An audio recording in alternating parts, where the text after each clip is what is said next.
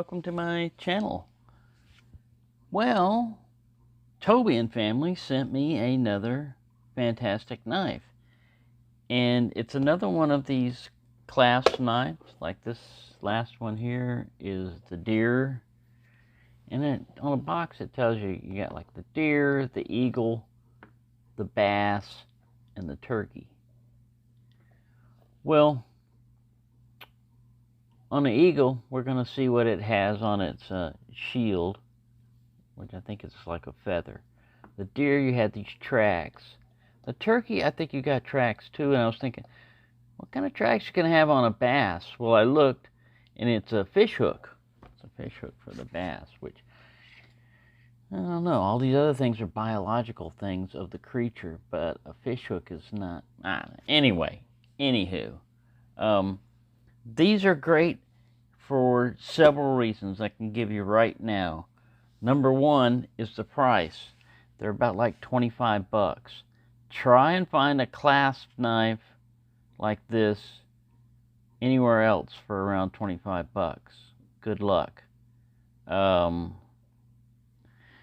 Because even the Rough Rider used to make this in their series that for a while there. They had clasp knives. They call them like deer slayers or something, but it's basically, you know, like a big blade, you know, on a knife like this. Well, they stopped making them. And so if you do find them like on eBay, man, they start out at over 30 bucks for the bid. You know, and then the prices just go up because people are like, oh, I want it. So you really can't find this pattern of knife being produced except for like marbles. Now, I might be wrong on that. I'm just saying this is all I've been looking around at. Rough Rider doesn't produce one of these, even though this is probably made, I believe it's made in the same factory that Rough Rider does. But marbles will trick you with that. They'll drop some little things quietly, you know, without a lot of announcement. But this is the way it comes in this box like this. And that's the other thing that I like about it. So first we had the price. Then we had the uniqueness of it, you know, that it's a clasp knife and you're getting it for a good value. And the third one is actually this box. It's like a cigar box, but it, if you take the knife out, gives you all this little desiccant and all that. If you take the knife out and just lift this foam up, I think you can lift it up underneath here, but I didn't. This is paper. But you've got a nice area to put a bunch of other knives in. And I had filled up my other one so much, let me get it over here, that I was thinking about getting another cigar box. Just to put more knives like this in, because these are like the medium lockbacks, and look how many you can store in there, you know. And if you want to layer it, you might even have some more room up here, but I didn't want to layer it. That's why I was saying I wanted to get another box. Well, now I got another box. All right. Ooh. Yes, I'm barefoot. No, it didn't get me, but it tried to. Fortunately, the blade's sitting like this. So, but yeah, that's the other thing, is the box is cool, and it's not going to reside in that box because I'm going to use it here. All right, now, unfortunately with this one, as far as the blade etch, we don't have a really interesting story. You know, in the other one, you had the two deer, and they were up to something, and they were about to get blasted. This one is just an eagle with like a mountain background and a feather. See, I wish I would have put the eagle's footprint on there, because you could compare the eagle's footprint, but you wouldn't see a whole lot, you know. You don't walk around on the ground a whole lot. Or, anyway, I don't know why I'm getting off on what I'd like to see. They did good enough.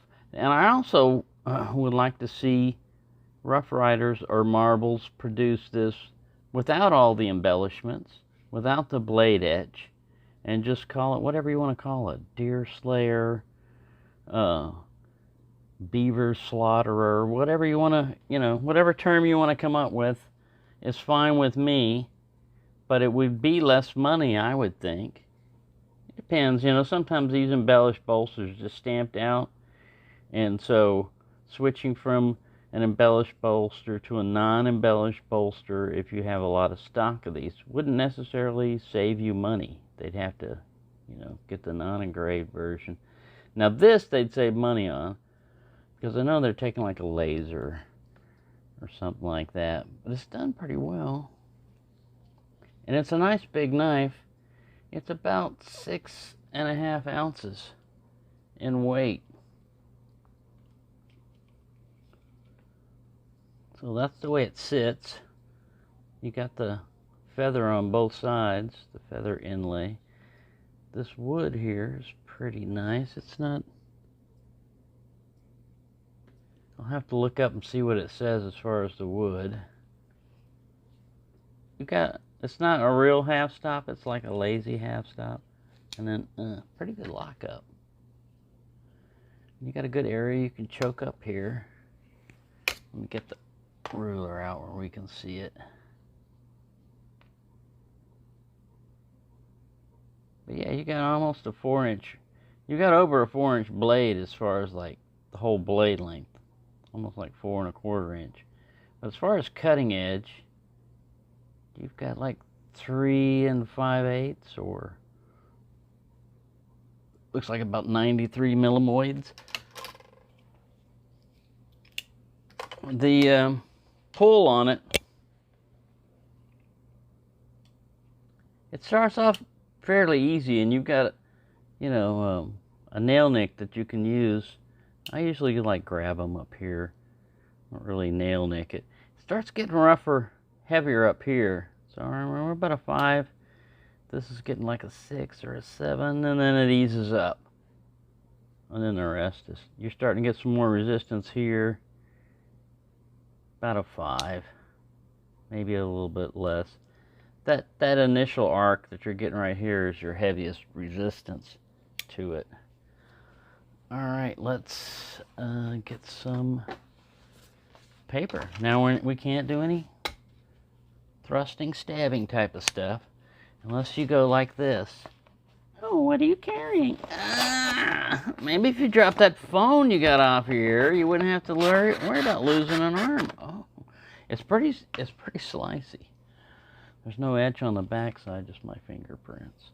Yeah, this has got a fairly decent edge on it. What's our model number here? MR366, made in China. Yeah, it does pretty good on that. I don't want to make a big mess on my mat here, but I can make a little mess. But yeah, you could do some bark slicing. Make a zombie poking stick or something, you know. Yeah, I like a knife with a belly on it, and I like bigger blades. This could be a fun knife Friday one also, because I always have fun with big knives like these. You know, they're just pulling them out of the package is fun for me. So yeah, I would say this is a pretty good knife. And let's get the let's see how big of a meaty paw you could have and still fit it in there. So yeah, you could fit a 5-inch hand in there, and if you want to go up here, you could go 5.5. If you've got a 6-inch wide hand, then you're a Bigfoot, you're Sasquatch, and scientists want to talk about to you. A lot of people don't believe you exist. All right, so yeah. And as far as my weird, odd stuff, you know, as far as like Bigfoot and everything, you would think that we would find fossil evidence of it, you know, if it was a real thing. But there are weird things that go on, and a lot of the world is really relatively unexplored. So a lot of weird stuff could happen over there. I'm not completely dismissing it, But I'm just saying, seems like if you had a species of extra big humans running around, that you'd have more than an occasional encounter with them, and you would find they're gonna die. What if they're really primitive? Would they bury their dead? I mean, come on, what's going on here? You know, you'd find stuff. I don't know how I got off on Bigfoot. Maybe because it was a big blade, but there you go. Thank you, Toby and family, for another great knife, and I hope everybody has a great day.